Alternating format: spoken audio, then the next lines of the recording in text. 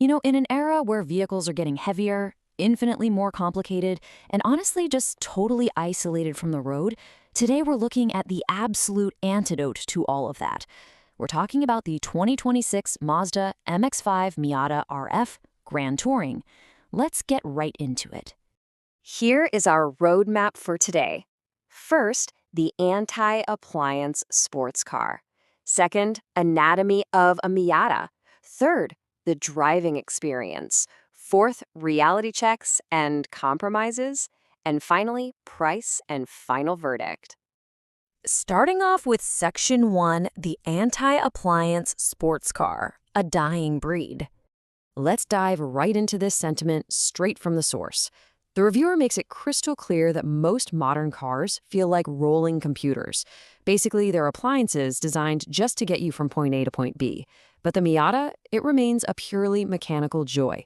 To be called in a league of its own and one of the last non-appliance-like cars is a huge badge of honor for anyone who truly loves driving.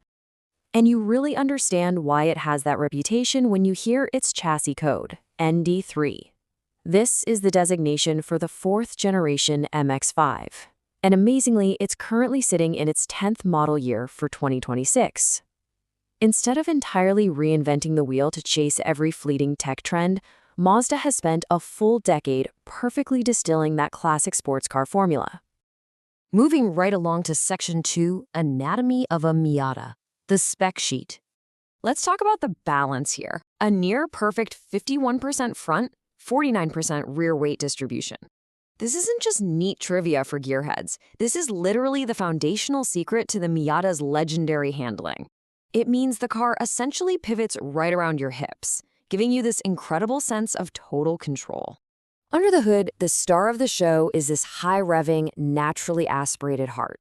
We're talking about a 2.0-liter Skyactiv G 4-cylinder pushing 181 horsepower and 151 pound-feet of torque. And it screams all the way to 7,000 RPM with a high 13-to-1 compression ratio. It's an engine that absolutely begs to be pushed and rewards you linearly the harder you drive. Underneath, it is a purist's dream come true. You've got a super crisp 6-speed manual, a 2-way limited slip differential for getting that power down out of corners, and Bilstein monotube dampers attached to aluminum knuckles and tubular steel links. Add in highly responsive electronic power steering at just 2.7 turns lock-to-lock and 17-inch Bridgestone Potenzas, you have a recipe for supreme instant agility. So what does all that hardware actually weigh? Just listen to this number, 2,467 pounds. That is an insanely rare, feather-light curb weight in an era of massive, bloated crossovers and incredibly heavy electric batteries. Because there is so little mass to move around, those 181 horses feel incredibly lively. Now for a quick comparison, compared to the soft-top club model, this retractable fastback, the RF, does add 101 pounds. The reviewer also points out that the mechanized roof is a bit slower to operate than just tossing a soft-top back with one hand.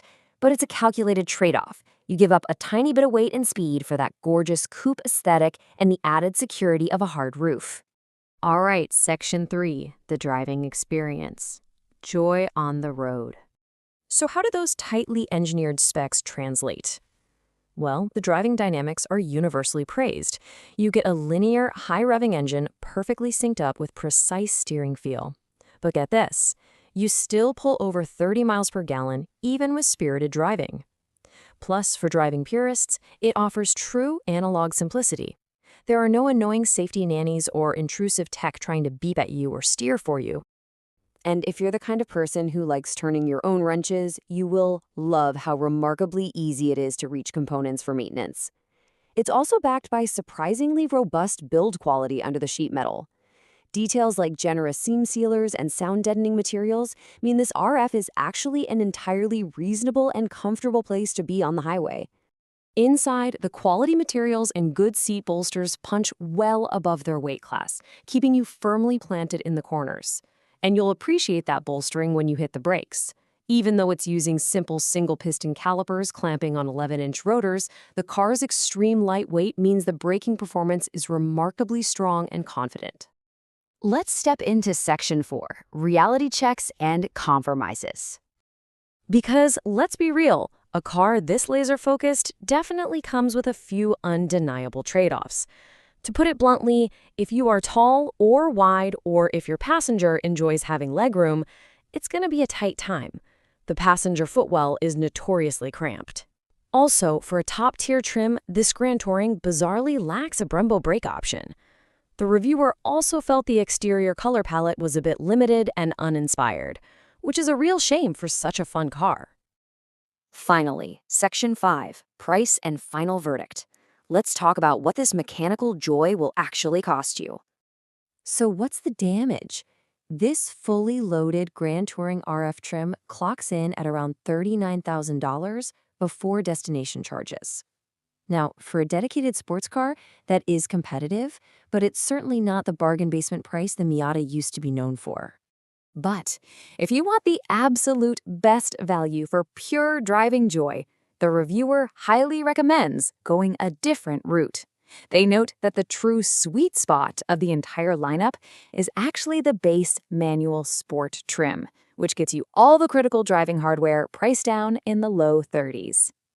To capture just how uniquely fun this car is, you've got to hear about the bizarre scoring system the reviewer used.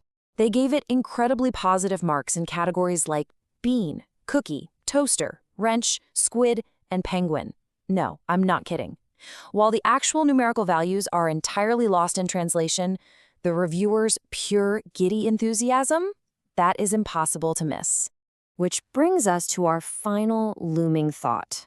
As we celebrate this pure, lightweight, naturally aspirated driver's car, will the inevitable hybrid tech of the next generation, the upcoming NE chassis, ruin the very thing that makes the Miata so special?